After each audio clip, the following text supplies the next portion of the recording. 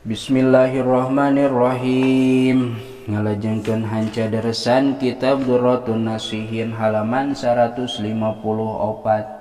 Kantun qauluhu waruya an Abi Hurairah annahu qol.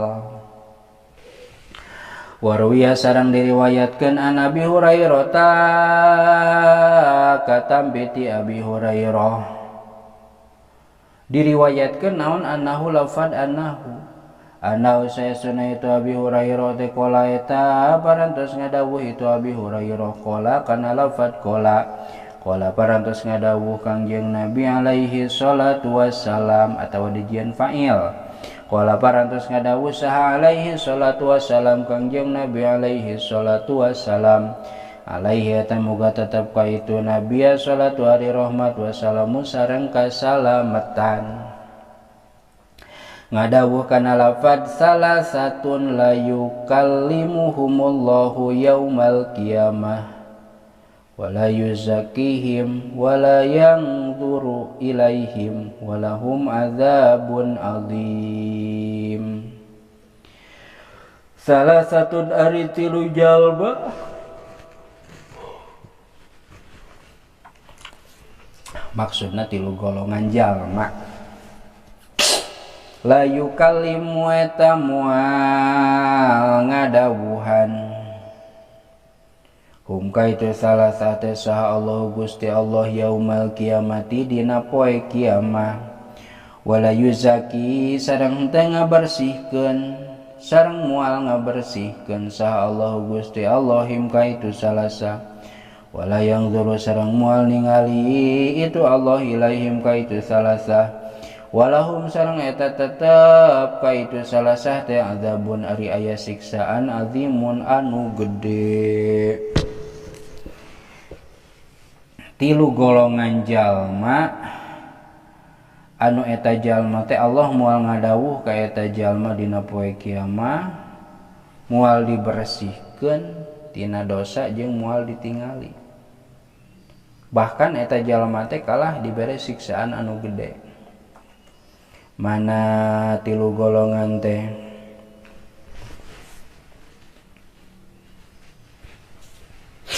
Saihun zanin tegesna kahiji aki-aki anu tukang lacur.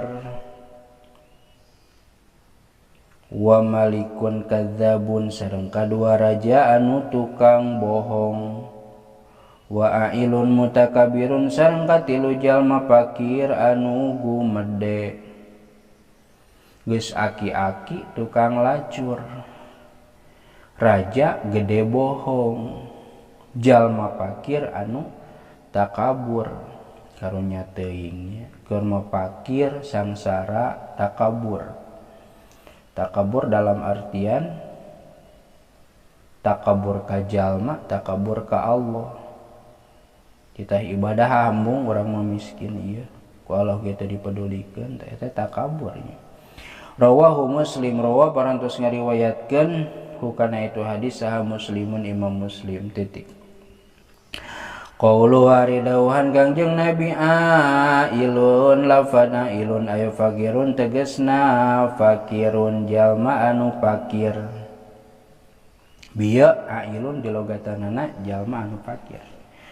Wakila sareng diwasakeun naon dzul iyali lafadzul iyali anu boga anak rabi nu boga keluarga allazi anu layak diru anu henteu kadugaeun itu lazi ala tahsili hawaijihim kana ngahasilkeun pirang-pirang pangabutuhna itu iyal.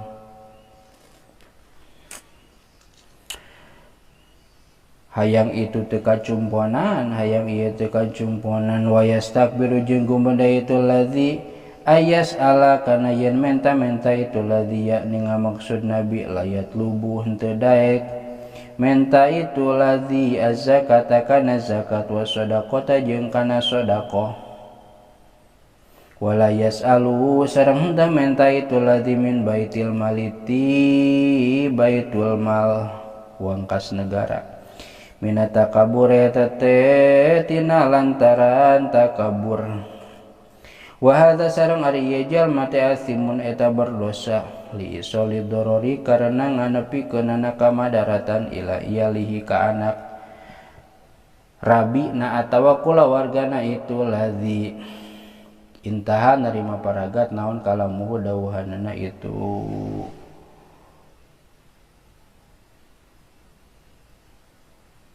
kilnya wakil adzul iyal tadinya jalma pakir teu daek menta maksud teu daek menta teh usaha manggeus teu kaduga pangabutuh teu kacumponan kari-kari aya anu zakat manehna teu menta amilina teu hidang meureun aya teh aya dina kas negara manehna teu menta ari di urang mah eueuh nya teh kas negara baitul mal anu seperti maksud di dieu mah teu menta doraka eta teh sabab ngamadaratkeun ka keluargana titik. Ruwiya diriwayatkeun ani Nabi katambi ti Kangjeng Nabi sallallahu taala alaihi wasallam salam muga nabihan rahmat sallallahu taala Allah taala alaihi ka itu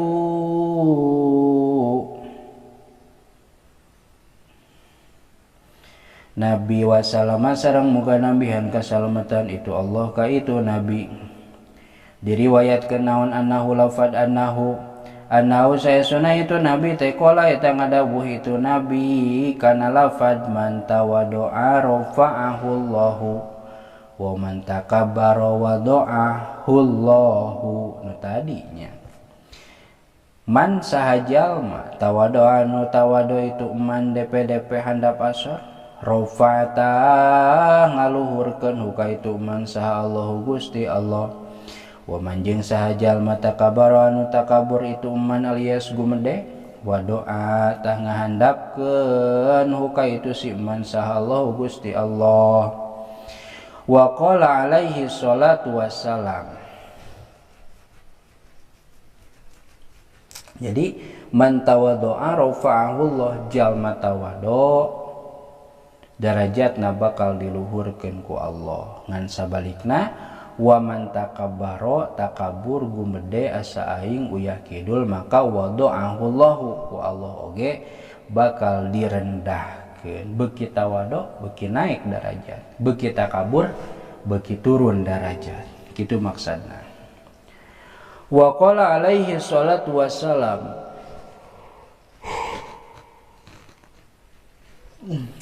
terselah artinya cekap wallahu a'lam bissawab.